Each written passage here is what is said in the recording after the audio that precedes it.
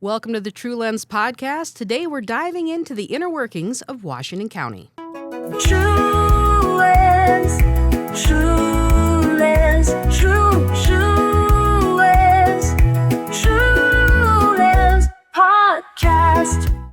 I'm your host, Ann Schweisguth from True Lens Community Media, and today our guest co-host is none other than Washington County Commissioner Karla Bigham. Hey, Ann, thanks for having me. This is exciting. Thanks for coming on. This is the first time we've actually ever podcast together, I think. Yes, that is very true. Yes.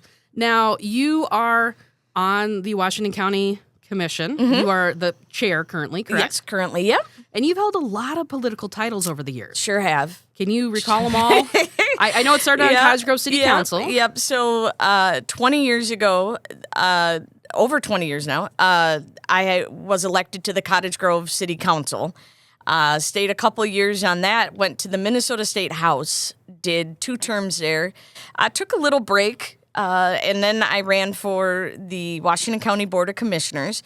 Was on there until the early part of 2018 when I was elected to the Minnesota Senate in a special election.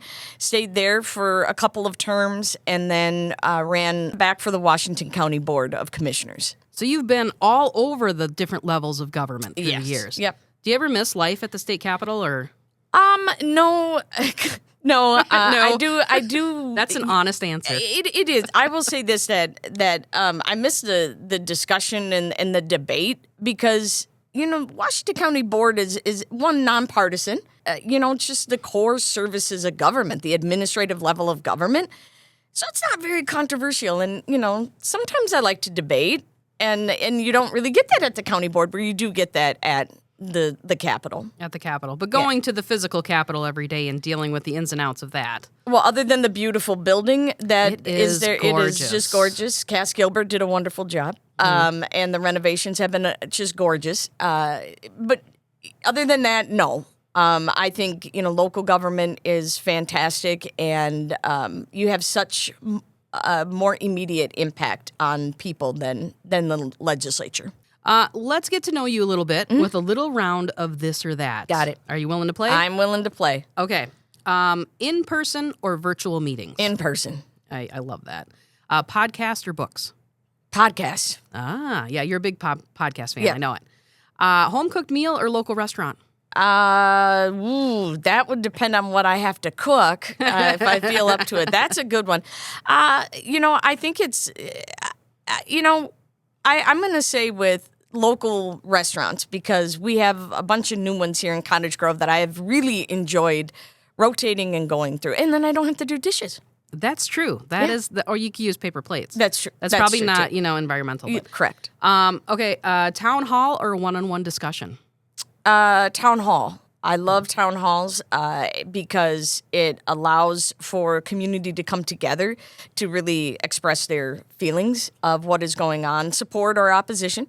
And I've done a variety of them with a variety of people. And so I really enjoy it. And last one, I know the answer, but we'll ask it anyways. Vikings or Packers? Oh, Vikings. Oh, even if they break my heart every year. Right. So. You're a big Viking fan. You're even like a football ref. Yes, right? I'm a high school football official. I do flag football and then boys high school football. And I will be starting my 5th year this season that starts in a couple months here with flag football. So I've really enjoyed that. Really just seeing the student athletes support each other. And just really get to learn some really good skills. And there's lot of talent out there in high school football. And so it's just great to see the excitement from not only the athletes, but the crowd, too. What a great way to give back to a sport that you love. Yes, Yeah, it's great. Is there a lot of female refs out there? We're getting more, but I would say that there's probably maybe just 3 or 4 in the association I'm in, but statewide, there's, I would say, probably 15-ish. Okay. Maybe you'll make it to the NFL someday and ref a Vikings game. Oh, God. That would be amazing. Also a conflict, but... Vikings win. Yeah, we haven't even kicked off yet. What are you talking about? All right, let's do a version of this or that, and let's call it city or county. Okay. So a lot of times there's a lot of services out there, and people Yep. wonder, does the city cover that service, or is it a service provided by the county? Got it. So you can clarify for us. Passport, County, dog license, city. city. Now, what's interesting is City of Woodbury, you no longer need to get a dog license. Oh. They got rid of that rule Okay. this year that you don't need to get a dog license anymore. Other cities, you do. Yes. Court. Operations or infrastructure. Operations would be state. The infrastructure of courts is the county, and that's because the county houses where the courts are located. Oh, that was a harder answer than I thought it was going to be. Okay, I love that you clarified that. Yep. Jail. That's county. Yes. Yeah. Something. There's a holding. There's holding stuff in the cities, but when they transport them for booking, that is the county. That is the county jail. Snow plowing. Both. Yep. You tried to trick that was me. a trick one. That's right. Yeah. So county plows plow county streets. Yes. City plows plow city streets, and they're all over. Yep, absolutely, and they work together. And I love this quiz. It really does demonstrate that we work together, both the county and the city, on a lot of different things in partnership in a lot of different services. A lot of time I'm on the phone multiple times a week with the mayors, and depending on what's going on in the city. And every year I have a meeting with the mayors and township chairs about in my area about what they're doing, what I'm doing, and it's just a good opportunity to meet and make sure we're all on the same page. Elections. Depends. It's the county administers them for most of the communities. We have a contract, a memorandum of understanding, and we do Cottage Grove, Newport, St. Paul Park, Woodbury, but there are some communities in the county that do their own elections. I didn't know that. Yep. Okay. Yep. We're so used to seeing Washington County for elections. Yes. This one, I don't know if you want to answer this because it just could be complicated, but taxes. That is the county, and then so we gather the money and then send it. So the city, the school district, the watershed district, all those little things will say, hey, this is how much we're taxing. The county it cuts the check. For every $1 of property taxes that are sent in, the county gets 20 cents. And then the remaining 80 cents is split between the school district, city, and some of the other little minuscule other taxing districts. Yeah, other taxing like the districts. watershed and things like that. Yeah. And so we collect it all and then obviously make sure that Disperse it. Yeah. Yep. Yeah. And then the state sends us, a pot of money called County Program Aid. And some of the communities in Washington County get local government aid. So there is a variety of levels that deal with taxes too. Taxes are complicated. They are. They definitely are. Driver's license. That is the county. Employment services. That is the county. Mm-hmm. And so we lots of services. Yep. We have different workforce centers throughout the county.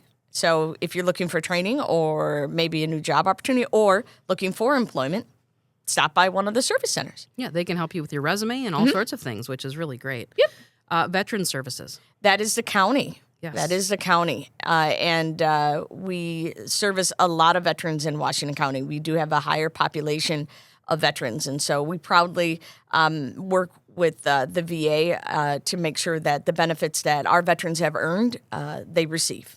There's a lot of services that the county does for individuals, financial, extra support, mental health, all sorts of things. Last one I have is super easy and one that you love, library. Oh, that is the county. Yes. Newport does have their own library too, but the county library, and we'll talk a little bit more about that system, is one of our top-rated systems when we do the residential survey. People love the library. Yeah, and parks. Those are our top two. Yep. And so, we really pride ourselves on the diversity of services, of programming, of content, and our staff. If you haven't been to Park Grove, And we're going to talk a little bit about that. We're going to talk about it right now. Okay. Let's transition right to that because Park Grove Library is in your district. Is getting a kind of a little facelift. Well, right? A big facelift. I would say, major renovation, over $15 million. Wow. And the library will be shut down as of like February till the following February. February 2026. Yeah, till 2027. Okay. There will be like a temporary library up at the Cottage Grove Service Center there off of 19, and then the Cottage Grove Armory will have some programming there, and we will continue to do programming throughout the community like we have been doing, whether it's the fire departments and parks and different things like that. We're going to continue to have programming there. So you'll have programming at the Armory, but if you want to check out material, there'll be a little bit of books available up at the service center, in Cottage Grove. And so we really haven't had a major renovation since it was built in 1986. I mean, I remember riding my Blue Cloud bike with the banana seat. I was riding my Huffy. There you go. Yeah, I remember riding my Huffy with my brother, going to the library down 80th Street. Yeah, exactly. Me too. And then it turned into the yellow Schwinn. But it's you had fancy stuff. Yeah. So they really are in desperate need based on the growth of our area and just. Think about it. That library, as it is now, does not even have individual study rooms. Right. I mean, and so those will be in part of the new library. We're going to have just more opportunity for group gathering and programming and class space and, really just more aesthetics that are more pleasant for the library and allow for, growth and content for a growing community. I mean, it's our second busiest library. And is R.H. Stafford the first? Yes, and now they're starting the planning process. R.H. Stafford is. Yes. And then they're going to be in 27 closing and doing their renovation. Okay. So they're back to back. So we could not. Oh yeah, because we could not have our top two libraries both located in South Washington County. Very close. Yes. Close. Yes. I mean, that was just a non-starter for anybody. Yeah. And so to me, it just shows the investment that we're making in our library system for a growing community. So Park Grove Library, it'll still be on the same piece of land. Oh, same location. Yes. Are they leveling the current building? The bones are good. The bones are good. Okay. So they're going to rip it down and then build it back up. The front facade will look different and change. Okay. There'll be, a little bit more light around, and we're going to utilize the open space around the current facility. Oh, absolutely. It's right by Oakwood Park. Yep. There are two things that I want to point out that we always heard. The parking lot is bad. Yes. Well, we're fixing it. We're taking out the medians that are in there to open up to allow for more space. There's going to be some parking on the side, so there'll be more space. And then the toilets in the restroom. I mean, they're good for me, who's 5 feet tall and little kids. Yeah. But man, I tell you what, those, I don't know where you guys got these toilets, but they're just like way low. And so they're like, Commissioner, we are getting new toilets that we're getting adult-sized toilets. Yes. And so they're. Jess, who's the manager there, and her staff really gave a lot of good feedback, also based on what, the public input that we had on the improvements. And it does reflect, what the public had suggested and desired. Yeah. And then also the street in front of the library, because, we have Blue Stem apartments that are just kitty corner. Mm-hmm. That's going to actually be narrowed and allow for a little bit of on-street parking to slow traffic down there because it's a pretty dense area there. Yeah. And so, we really couldn't be more excited for this renovation. Long overdue. It's been delayed a few years. Long overdue. A few times. It's been talked about for years. Yeah, since the first time I was on the board. Yeah. And so I'm glad that we're able to get it done. And it's going to be a beautiful facility come February of 2027. All right, so February 2026, which is, this podcast is going to air in February. Yep. So Park Grove Library shutting down. Yep. And go to R.H. Stafford. Yep. Or some other place until that gets back up and going. Yes. Okay, let's talk about. Let's go to a True Lens video. How about that? Okay. As you know, we do a monthly video with the mayor of Cottage Grove, Myron Bailey. He comes in every month and he does a mayor's moment, which is a great way to talk to the community. Absolutely. Let's watch a little clip of his most latest video, and then we'll chat about it. This year, Cottage Grove welcomed numerous new businesses, including Mi Pueblo, Casa Mia, Buffalo Wild Wings to Go, Circlo de Niños Daycare, Gateway Fiber, The Madison, Horsch, Walmart's grand reopening, and so many more. It's a sign that not only our businesses are willing to locate here in Cottage Grove, but also that our community continues to grow economically. And in support of that commercial growth, the old saying, rooftops before retail, comes to mind. With new residents, a growing population, and new housing developments, commercial and industrial businesses are continuing to view Cottage Grove as a prime opportunity for investment. The community saw Blue Stem Apartments open its doors, an affordable housing development for seniors. We're also well on our way in the planning process for ROARs, real estate equities, and more. And when you add in the continued single-family new housing developments, all of that investment adds up to a growing city that can support significant economic development. Karla, I saw you in some of those ribbon cutting shots there. Yes. Yeah. That's great to see all those places that are opening up. You talked a little bit about new restaurants in town.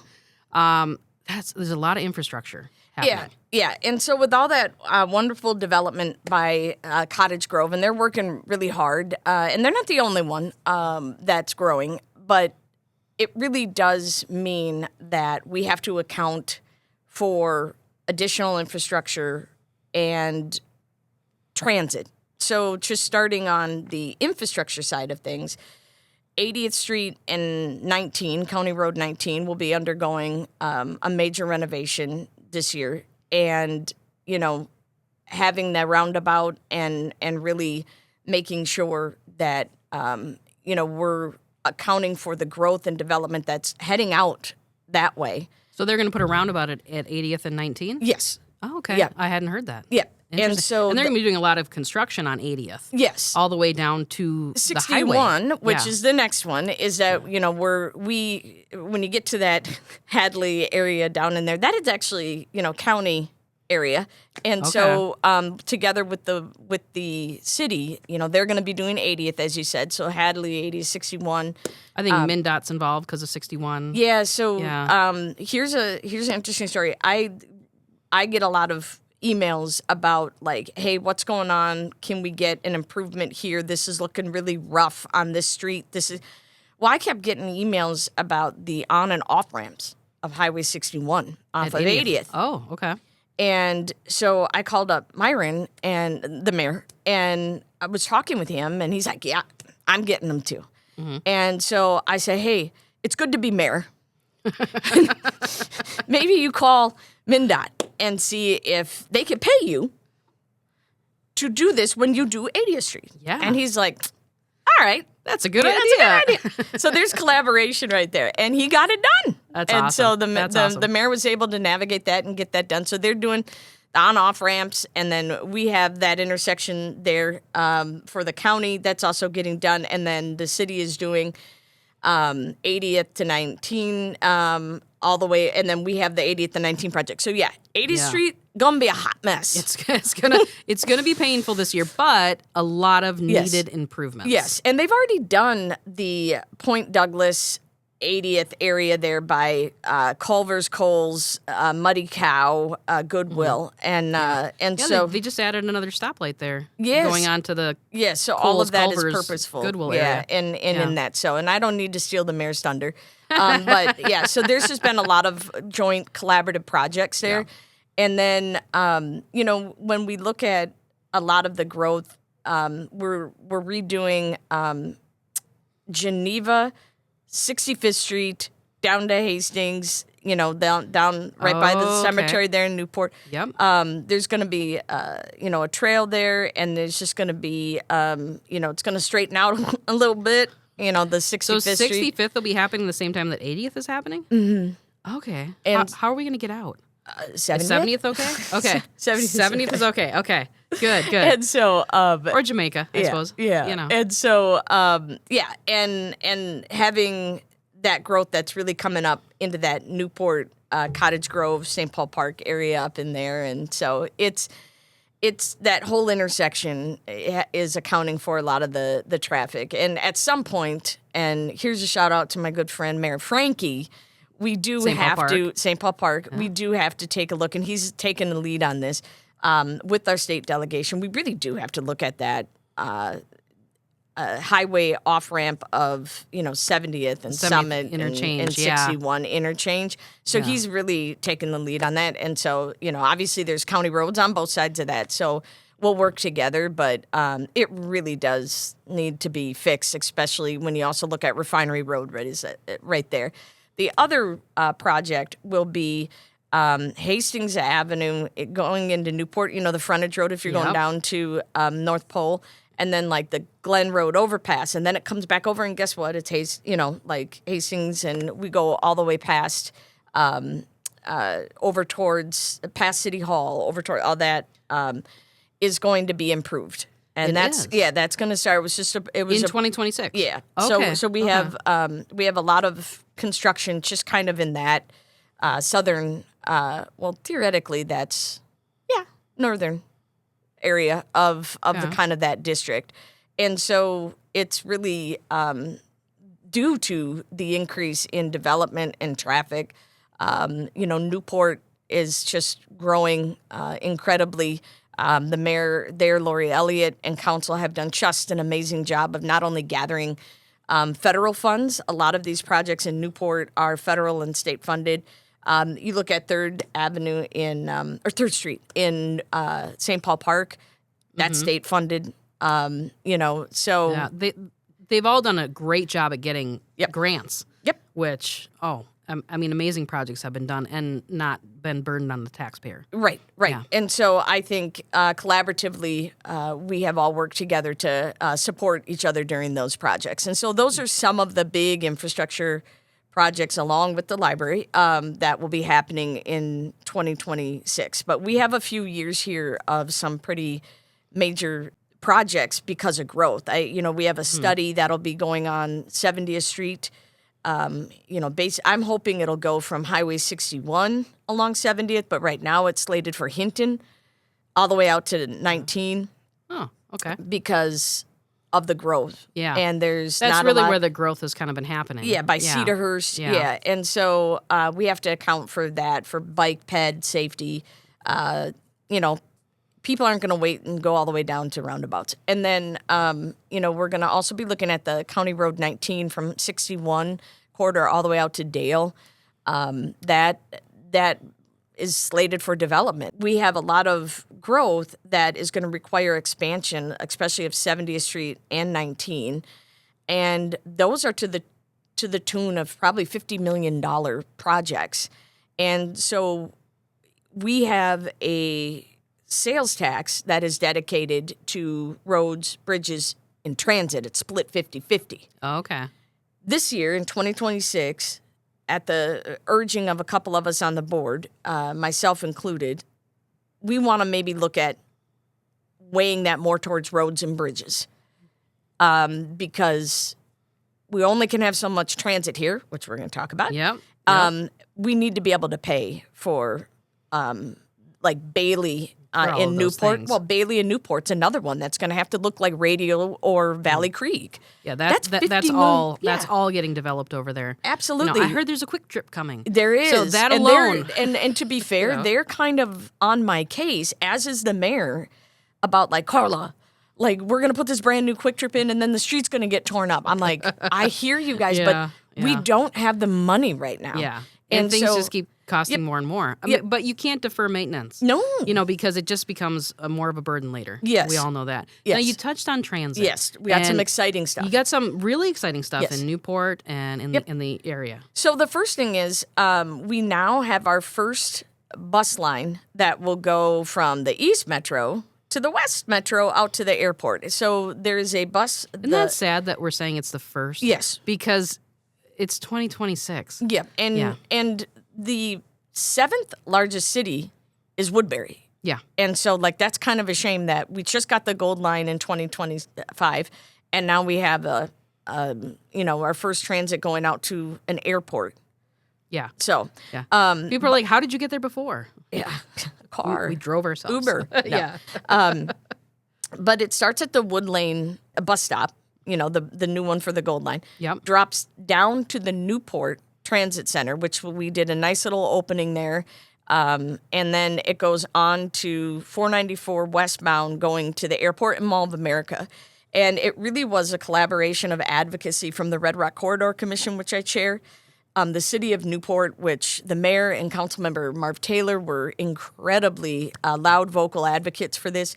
And so it really does open up opportunity for jobs and for people to be at the Mall of America and for people to be able to access the airport through public transportation. Oh, yeah. So Yeah. it's very exciting. And then the other exciting news starting in March, we will be having an additional day of the DART circulator. So folks in Cottage Grove know that on Tuesdays there is a DART circulator that goes throughout the community. It's a smaller bus. Yeah, smaller bus, Yeah. and you can, get all over the community that way.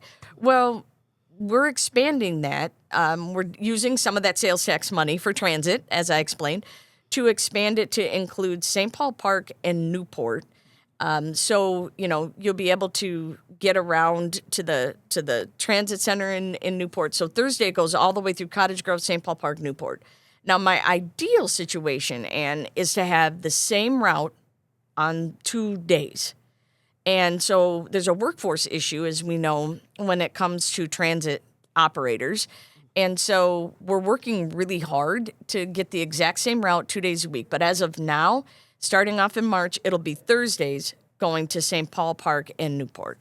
Okay. In the Cottage Grove, too. Yeah. But So you can go to the grocery store or, pick up something at the pharmacy and do all those Library. the library. Yep. Yeah, like the basic requirements of life. yes. Yes. Yes. That's all good news. Yes. Okay, that was a lot of information. Yes. County's very busy. That's good. That's what we expect, right? Yes, exactly. Let's go to another True Lens video. Now, Okay. we heard from the mayor of Cottage Grove. Now let's hear from the mayor of Woodbury And Burt. Burt. Yes. She also comes in monthly to True Lens and records council perspective. So let's take a look at her January update. Ahead of the legislative season each year, we reflect on our goals and needs and determine areas where we can collaborate with the state or federal government to secure funding support for Woodbury. When our advocacy is successful, as it has been in the past, it can mean millions of dollars are saved, which reduces the tax burden on Woodbury residents. I want to share more about our state and federal requests with you. We are seeking a state bonding request of $2 million for Law Lake Park Restoration and Development Project. This request focuses on the northern part of the park, featuring the construction of a large open-air picnic shelter with permanent restrooms, picnic areas for large groups and multi-generational gatherings, as well as a newly paved entry drive, parking lot, and trails.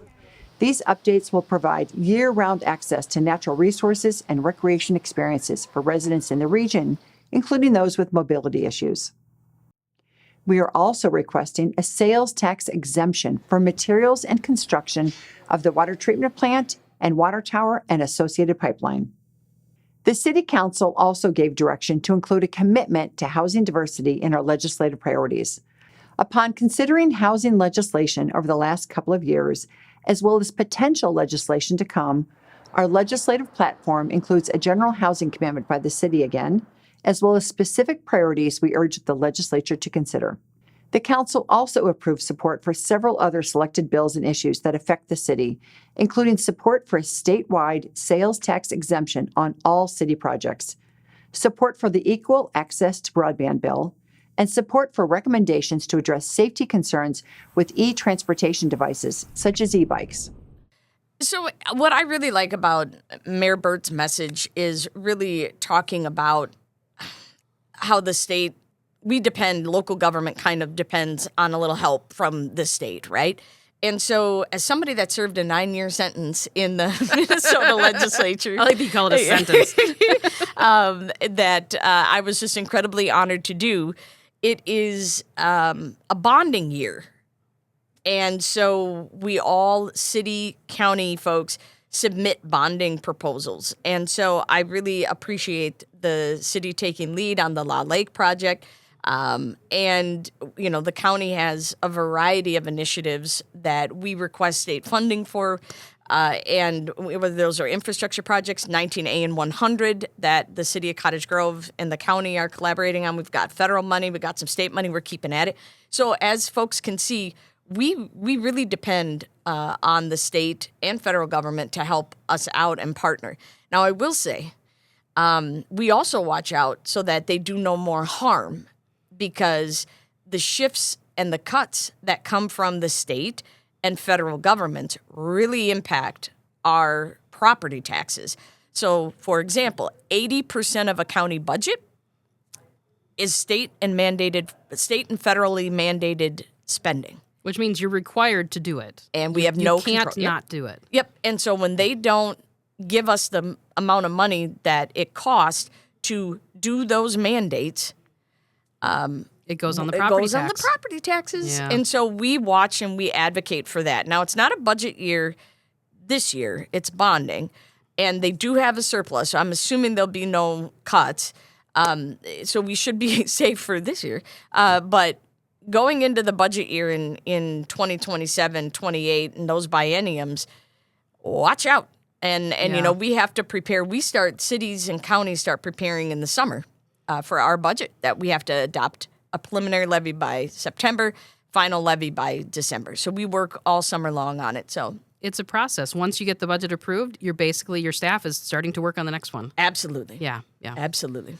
Well, this has been an absolute pleasure to have you on the podcast today. Thank you so much for joining us. I'm going to give you final word. Anything else you want to say? Well, thank you for having me on. It's always great to be with you and your crew here.